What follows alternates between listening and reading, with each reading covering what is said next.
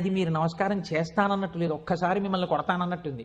ఎందుకంత భావన వ్యగ్రత అన్న అంటే ఇవాళే నా జీవితానికి చిట్ట చివరి రోజు, నేను ఆత్మహత్య చేసుకోబోతున్నాను. నా మనస్సులో ఎప్పుడైనా శాంతి కలిగితే మీ ఉపన్యాసాల్లోనే కలిగేది. అందుకని మీకు ఒక్కసారి నమస్కారం చేసి ఆత్మహత్య చేసుకుందామని వచ్చాను.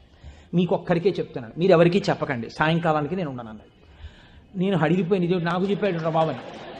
అది నేను తర్వాత ఎడతాను ఆఫీస్కి, అవసరమైతే హాఫ్ డే సీఎల్ ఎడతాను, కూర్చోండి కూర్చోండి కూర్చోండి అని కూర్చోబెట్టాను. అంటే బాబా ఇలా మా ఇంటికి వచ్చేయమని ఆలోచమండి.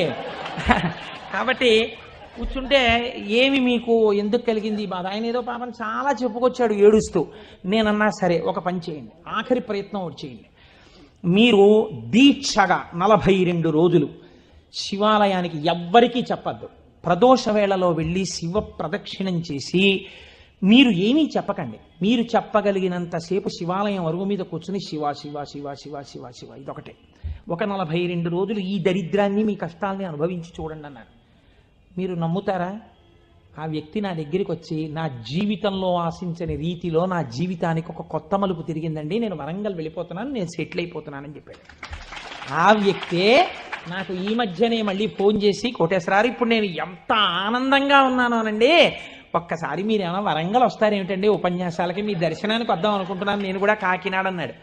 అయ్యా మీరు ఎప్పుడైనా కాకినాడ ఇప్పుడు అక్కర్లేదు, ఇప్పుడు తర్వాత వద్దురు కానీ, నేను వరంగల్ ఇప్పుడు మాత్రం రావట్లేదు, నేను వరంగల్ వస్తే చెప్తాను, అప్పుడు మీరు నా దగ్గరికి వద్దురు కానీ తప్పకుండా దర్శనానికి అన్నాడు. కళ్యాణి అందులో అంటారే, ఏతి జీవంతిమానందో నరం వర్ష శతాదపి అంటుంది సుందరకాండ. 100 ఏళ్ళు బతికిన వాడు శుభాన్ని చూస్తాడు. అందుకే తొందరపడి ఏదో సమస్య ఉందని ఆత్మహత్యలు చేసేసుకుంటాం, ఇలాంటి మాటలు అనకూడదు. కాబట్టి చూడండి, శివుడు ఉద్ధరించగలడు అనడానికి ప్రత్యక్ష ప్రమాణం మనకే ఉంది కదా. శివం అంటే మంగళం, శోభనం, శ్రేయస్సు, కళ్యాణం. ఏ శుభము నీకు కావాలన్నా శివానుగ్రహముగానే వస్తుంది.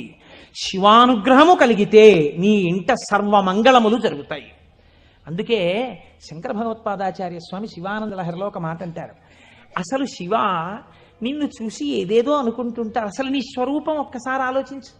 శంకర నాకు శుభం ఇయ్యని అడగడానికి నీకు నేనేమి ఇచ్చివను?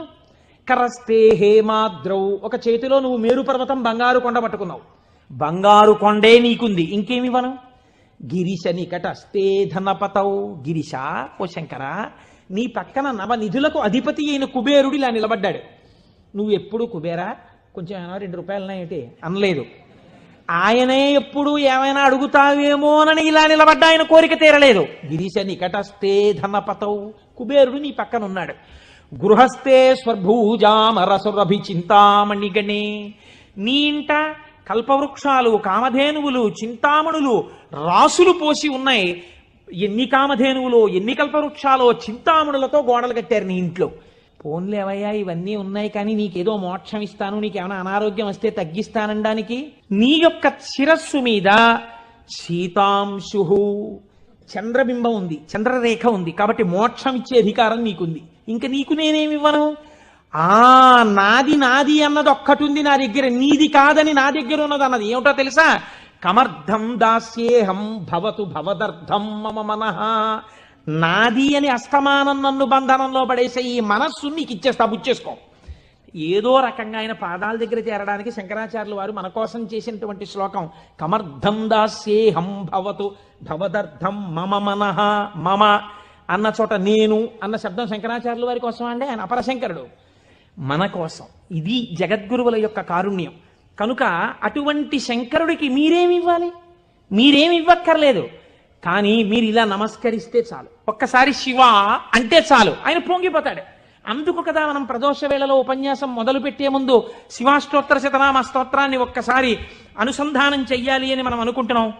బాగుందండి మీరు చెప్పింది, శంకరుడు అంతటి గొప్పవాడే, ఇంతవరకు బాగుంది, కానీ ఇలా ఆయన ఎప్పుడూ మా కంటితో మేము చూడని రూపంలో ఉండడమేనా, లేకపోతే మాకు ఇంతకన్నా ఏమైనా గొప్ప ఉపకారం చేశారా?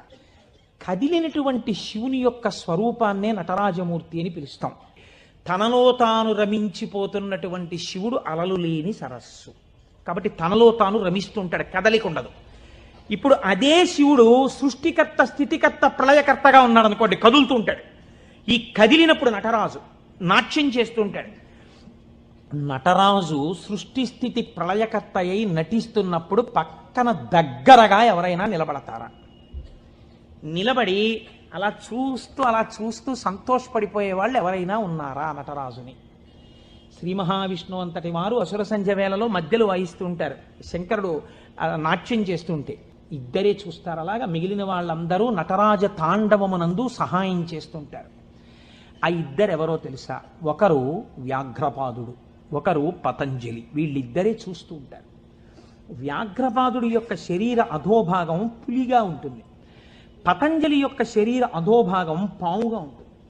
పతంజలి ఆదిశేషుని యొక్క అంశ. ఈ పతంజలి వ్యాకరణానికి మహాభాష్యం చేశారు. ఈ పతంజలి 1000 నాలుకలతో సమాధానం చెప్పేవారు. ఒకానొకసారి ఈ పతంజలి మహర్షి దగ్గరికి 1000 మంది శిష్యులు వచ్చి, అయ్యా మీ దగ్గర మేము వ్యాకరణం నేర్చుకోవాలనుకుంటున్నామని అడిగారు. పతంజలి మహర్షి అన్నారు, సరే మీకు 1000 మందికి నేను నేర్పుతాను ఏకకాలంలో. ఎవరు ఏ స్థాయిలో ఉన్నారో ఆ స్థాయిలో పాఠం చెప్పేస్తారు. వ్యాకరణ మహాభాష్యం చెప్పేటప్పుడు 1000 మంది 1000 రకాలైన ప్రశ్నలు వేస్తారు. 1000 మందికి ఒకేసారి జవాబు చెప్పాలి. కాబట్టి ఇప్పుడు తాను ఎలా చెప్పాలి? తాను ఆదిశేషుడు కనుక శేషాంశతో చెప్పాలి, 1000 నాలుకలతో చెప్తాను. కానీ 1000 నాలుకలతో చెప్పినప్పుడు ఒక ప్రమాదం ఉంది. శేషాంశతో ఉంటాను, దానిలో విషపు గాలి కూడా వస్తుంది, ఎదురుగుండా కూర్చున్నవాడు బూడిదైపోతాడు. కాబట్టి తెర అడ్డం కడతాను. ఇది చిదంబరంలో జరిగిందండి యథార్థంగా. నేను ఒక తెర అడ్డం కట్టి లోపల నేను కూర్చుంటాను, మీరు బయట కూర్చోండి. మీరు ప్రశ్నలు అడుగుతూ ఉండండి, నేను చెప్పేస్తుంటాను 1000 నాలుకలతో. ఒక్క నియమం, 1000 నాలుకలతో నేను కష్టపడి 1000 మంది శిష్యులకు సమాధానం చెప్పడానికి కూర్చుని ఉండగా ఎవడైనా సరే నేను పాఠం పూర్తయిందనే లోపల లేచి వెళ్ళిపోతే వాడు బ్రహ్మరాక్షసుడైపోతాడని చెప్పి శాపం పెడుతున్నానన్నారు. 1000 మంది శిష్యులు కూర్చున్నారు. కొంతమందికి అసలు ప్రారంభంలోనే అనుమానాలు ఉంటాయి, అలాంటి వాళ్ళు కూడా ఉంటారు. ఇప్పుడు ఇది మోక్షద్వారం, ఇందులో దూరితే మోక్షం వస్తుంది అన్నాం అనుకోండి, ఇది ఎవరు పెట్టారండి అంటాడు వెంటనే వాడు వచ్చి. అసలు ముందు తెలుసుకోవడం కన్నా అనుమానాలు ఎక్కువ, అక్కడే పతనం ప్రారంభం. విన్నదాన్ని మననం చేసి దీన్ని మనం ఎంత అనుష్ఠానంలోకి తెద్దామని చూడకుండా మనం ఎన్ని అనుమానాలు ఇందులో తెచ్చేసుకుందాం అనేటప్పటికీ అవి ఎప్పటికీ ఆగవు, మీకు ఎప్పటికీ ఆగవు అనుమానాలు. ఇప్పుడు ఏమైపోయింది, ఇందులో ఒకటికి అనుమానం వచ్చింది, ఏటో వెళ్ళిపోతే బ్రహ్మరాక్షసుడు అంటున్నాడు. ఈ మాట వినగానే అసలు నాకు తోచడం మానేసింది. అసలు ఈయన మొదలెట్టే లోపలే కాసేపు బయటికి వెళ్ళి తిరిగి వస్తే మనశ్శాంతిగా ఉంటుంది. పాఠం మొదలెట్టే లోపల వచ్చేద్దామని ముందే వెళ్ళిపోయాడు ఆయన. పాఠం మొదలెట్టేటప్పటికి వద్దాం, కాస్త మనశ్శాంతి వస్తుంది. లేకపోతే ఈయన ఏమిటో లోపల నేను 1000 నాలుకలు అంటున్నాడు, తెరత్తకూడదు అంటున్నాడు, ఓరు నాయనో ఇదంతా ఏ గొడవగా ఉంటుందో, వెళ్ళిపోతే బ్రహ్మరాక్షసుడు అంటాడు. ముందే కాస్త తిరిగి వస్తే, అలా తిరిగి వచ్చేస్తే కాస్త మనశ్శాంతిగా ఉంటుంది, అప్పుడు వచ్చి కూర్చుందాం పాఠానికని ముందే వెళ్ళిపోయాడు. అంటే ఎలా ఉంటారో చూడండి లోకం. ఇప్పుడు పతంజలి వ్యాఖ్యానం మొదలుపెట్టారు, 1000 నాలుకలతో చెప్పేస్తున్నారు ఆయన పాఠం.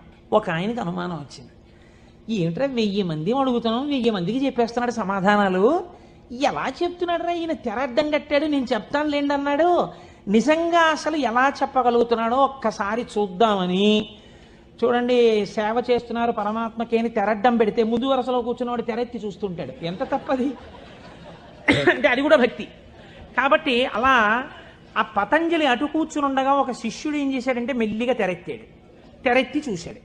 చూసేటప్పటికి విషపు గాలి వాడు ఒక్కడి మీదకే పెడుతుందా, ఈ 999 మంది బూడిదైపోయారు. అట్నుంచి ప్రశ్న ఆగిపోయింది. ఆగిపోగానే పతంజలికి అనుమానం వచ్చింది, ఏదో జరిగిందని. ఆయన పాఠం ఆపి లేపి తెర తీసి చూశారు, బూడిద రాసులు ఉన్నాయి. అరేరే చచ్చిపోయారా 1000 మంది అనుకున్నారు. ఇంతలో పాఠం వినడానికి కొంచెం మనశ్శాంతితో వద్దామన్నవాడు వచ్చాడు. నువ్వు ఎక్కడికి వెళ్ళావురా అని అడిగాడు ఆయన. అది నేను చెప్తాను కానీ వీళ్ళు ఏంటంటే 999 బూడిద కుప్పలు ఏమిటండి అన్నాడు వాడు. వాడు బుర్ర మరీ పాడైపోయాడు. ఆయన అన్నారు, కంగారు పడకు, నేను ముందే చెప్పాను కదా తెరత్తద్దని. ఎవడో ఎత్తాడు, బూడిదైపోయారు. ఎవడి నామస్మరణ వలన కేవలము శుభమే జరుగుతుందో వాడిని శివ అని పిలిచారు.